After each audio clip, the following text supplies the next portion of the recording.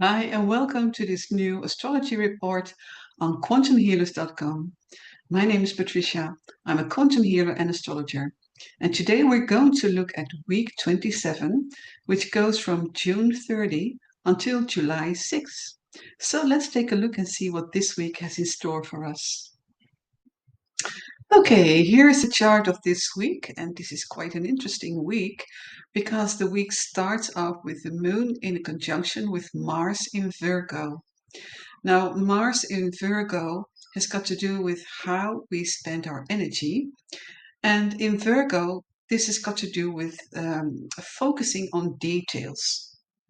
Now, the moon, of course, is all about our emotional attitude and how we are dealing with our emotions, which means that in conjunction with Mars, it could be that we feel that some anger issues are coming to the surface, or it may be that we need to be uh, firm in how we state what we want or do not want.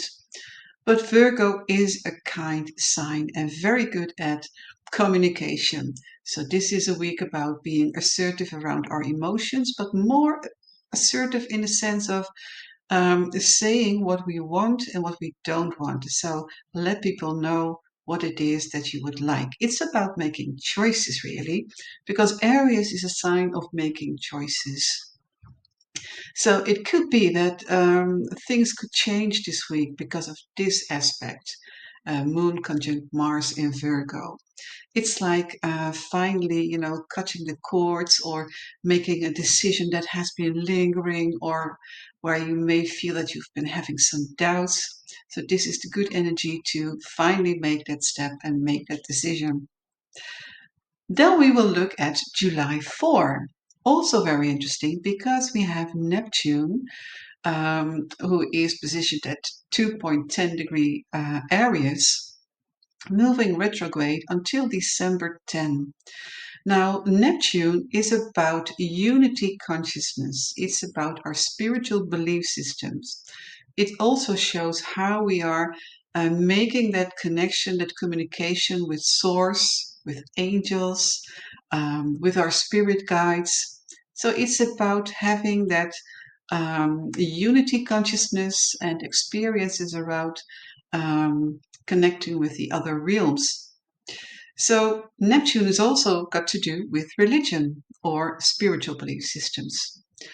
When Neptune is moving retrograde, it means that we will start to rethink or realign our spiritual belief systems. It could be that some things may come to the surface during these months because, of course, this will last until December.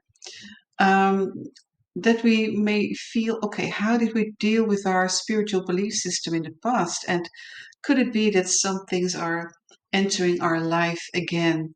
And when this happens, it is just temporarily because Neptune wants us to dissolve old issues around spirituality or religion. This means also that we may want to look at how we define religion or spiritual belief systems in our personal life. And how do you want to deal with that? So it could be that there will be a lot of changes in your life around spirituality or religion, but this will probably happen gradually and also in a very subtle way because Neptune is a very subtle energy. Um, on July the 5th, we can see that Venus is moving into the sign of Gemini. Venus is the planet of love, and it shows how we want to express our love and how we want to receive love. So, when Venus is entering the very communicative sign of Gemini, it means that we feel the need to talk about love, to talk about relationships, and to communicate with the ones that we love. But there's also another thing that's very interesting happening this week because at the same day, July the 5th, Venus will also be in an exact conjunction with Uranus.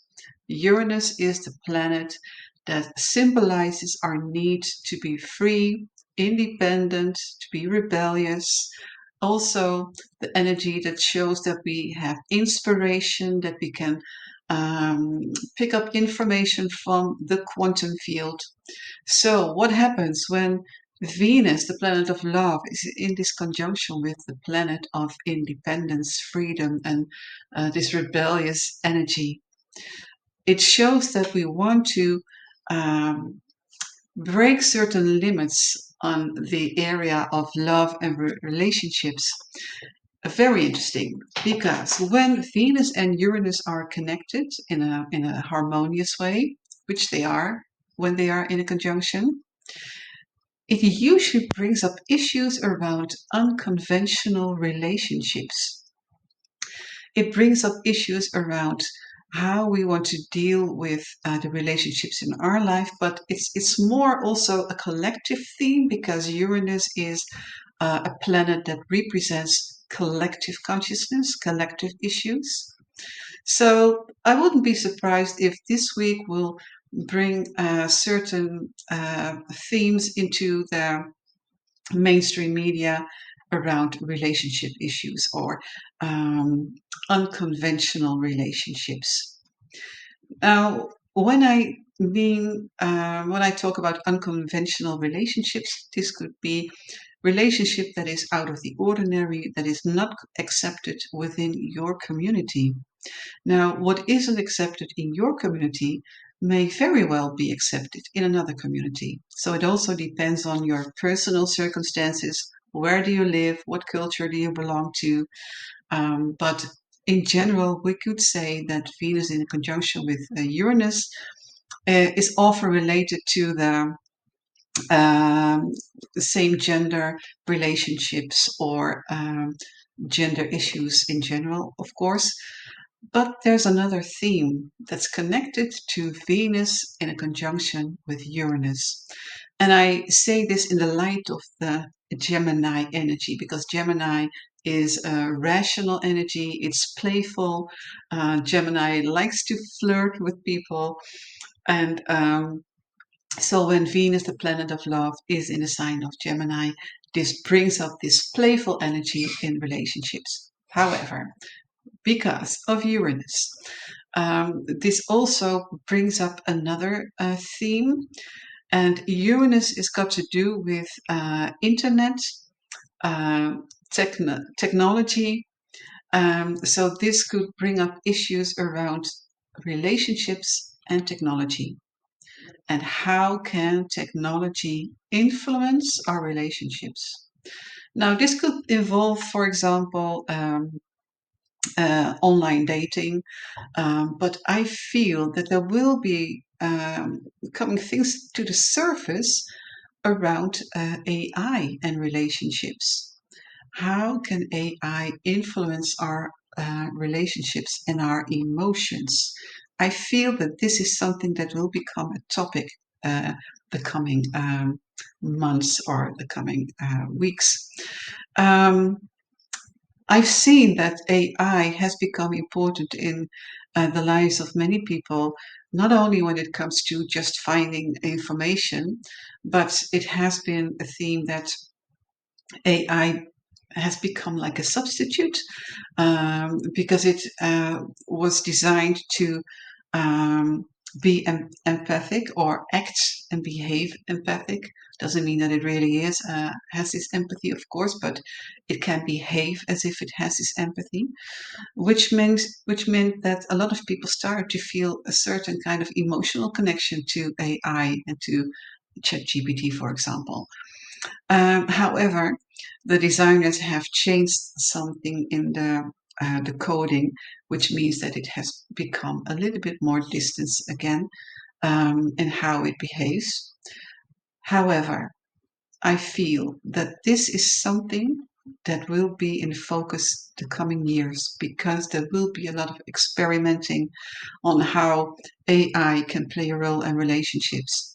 And I personally am always open to exploring things when they are new, and to see, okay, what can it bring us, and to experience or for myself, like what is my opinion about it, what is my experience, and So I also have been playing around with ChatGPT, for example, and I discovered that it is not as trustworthy as it may seem. For example, I asked some information about astrology just to check how accurate the knowledge of AI is around astrology. And it mentioned the energy of a certain planet that I never heard about before. And I know there are many stars and planets out there that we don't use in classical astrology. Um, but I had a sense that this may not be a planet at all. So I started to explore and to discover if this was really a planet. And I thought, well, I don't believe this is a planet. So I said to ChatGPT, are you telling me the truth or did you make this up? And then it confessed that it did make this up and this planet doesn't really exist. So I started asking some questions like, why did you make it up? And why did you come with this information? Because I am looking for factual information. At some point, it said that it was hallucinating. Can you imagine that? ChatGPT says it's hallucinating. I found that, well, not only disturbing, but also it makes you realize that there is something behind the AI system that can influence people. So I guess I just want to give this as a um, little warning. Just be cautious and be keep your eyes open in how you use AI because once people are used to AI and they have implemented in their lives, it's as if they lose their cautiousness, and this could be that this will be the moment where AI can send out information that may not be reliable at all. Um, Another thing that could come to the surface is that online dating may have certain sides to it that may have not been so known or common or talked about. And this is a week about breaking patterns. So, this is a week about breaking patterns around love and technology and how these two are combined.